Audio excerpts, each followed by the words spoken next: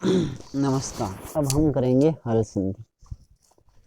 हल संधि का मतलब है हल के अंदर सारे व्यंजन आते हैं। हय वर ट लण यम गण नम झवय घड़ धस जब गड़ दस खप चटथ चटत कपय सर और हल। तो हल वर्ण है जहाँ पर अर्थात जहाँ स्वर और हलों का व्यंजन मेल हो या स्वर और व्यंजनों का मेल हो या व्यंजन और व्यंजन का मेल हो वहाँ पर हल संधि होती है। ठीक है। अब हल संधि पहला सूत्र है स्तो चुना चू। सूत्र एकदम साफ से दिख रहा है। क्या है कि स्तो यानी स और तो तू त वर्ग। स कौन सा तालव्य यानी कि सड़क वाला स, और उसके बाद उसके साथ त वर्ग में त थ द ध न।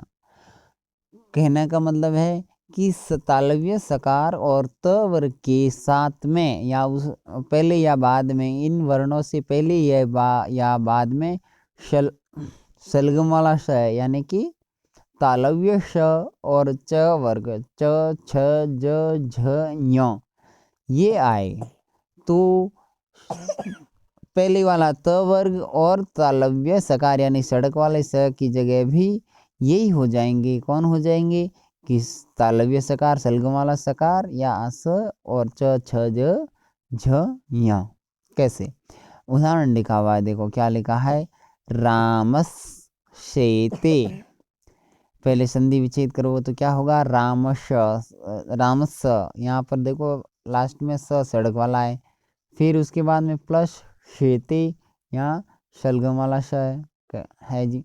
तो सूत्र क्या कहता है कि स तालव्य स के बाद में यदि या पहले यदि दंत्य स आए तो दंत्य स को भी क्या कर दीजिए आप कि हम तालव्य स कर देंगे, यानी कि सड़क वाले स को भी शलगम वाला श कर देंगे। तो चलो करें। तो इसको ऐसे करने के बाद रामश प्लस शेते बन जाएगा शब्द है। वैसे के वैसे और भी उसके उदाहरण है, वो भी आप ध्यान से देखें। जैसे रामस चिनोती, रामस स यहाँ पर तालव्य है, उसके बाद में चिनोती च है जो कि च वर्ग का है, तो यहाँ पर स को क्या हो जाएगा तालव्य सकार हो जाएगा। तो फिर वहाँ पर रामस चिनोती।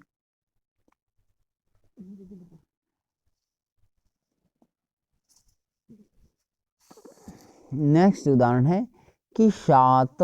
ये क्या कहता है कि यदि श वर्ग और त वर्ग नहीं शलगम वाला स तालव्य स और त वर्ग आपस में आ जाए, एक दूसरे से इनका मेल हो, तो वहाँ पर त वर्ग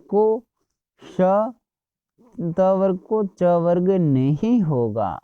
उदाहरण क्या दिया हुआ है प्रश्न। यहाँ पर देखो प्रश्न शलगम वाला स है और उसके बाद में न त वर्ग का है, तो इस तो चुना चू सूत्र जो पहला सूत्र है उससे यहाँ पर होना तो क्या था कि न की जगह च छ ज झ य होना था है।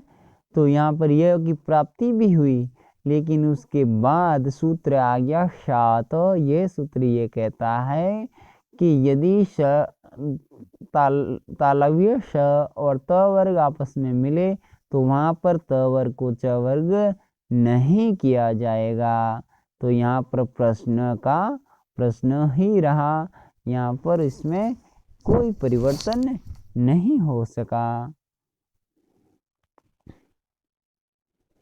अब एक आगे सूत्र आया है, वो है स्टोनास्टो। ये क्या है स्टोनास्टो, अर्थात मूर्धन्य सकार। देखो स का ध्यान रखें आप, 3 प्रकार के श अलग अलग उच्चारण में जो उसमें वर्ण है उसमें ध्यान रखें।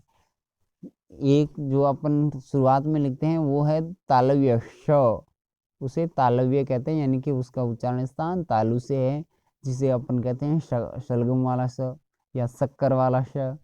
दूसरा होता है मूर्धन्य श, यानी कि उसका उच्चारण करोगे तो आप जीभ को मूर्धा पर लगाओ श, है ना, जिसे आप षटकोण कहते हो, है ना। उसी के बाद तीसरा आता है वो है स। ये स है जो सड़क वाला स है, है ना। तो यहाँ ध्यान रखें। अब ये जो सूत्र है स्टूनास्तु, ये यह कहता है कि स और त वर्ग के बाद में श और ट वर्ग आए, समझ गए।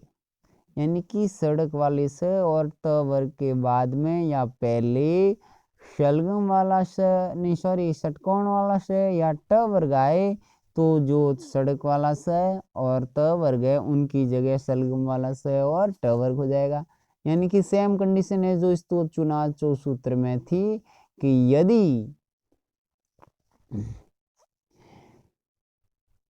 वहाँ तो ये था कि सड़क वाला स और त वर्ग के बाद में सलगम वाला स और च वर्ग आए तो इन दोनों की जगह सलगम वाला स और च वर्ग करना। यहाँ पर षटकोण वाला स और ट वर्ग आए तो वहाँ पर भी सड़क वाले से और त वर्ग की जगह षटकोण वाला स और ट वर्ग करना है। उदाहरण लिखा है रामश षष्ठ। ध्यान से देखें उदाहरण, मैं इतनी देर बोल रहा था आपको समझ में नहीं आएगा तो उदाहरण से समझ में आ जाएगा। यहाँ पर उदाहरण में क्या लिखा है, रामश सड़क वाला है, उसके बाद में षष्ठ मूर्धन्य सकार अर्थात षटकोण वाला स है।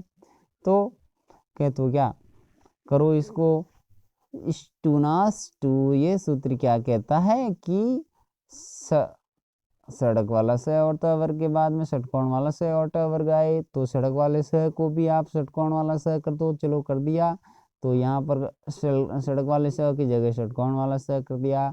अब इसको मिलाओ क्या हो जाएगा, रामषष्ठ। वैसे के वैसे होता है धनुष टीकते हैं राम शेते, ये तो चलो ऊपर से तो चुनाव सूत्र का उदाहरण है।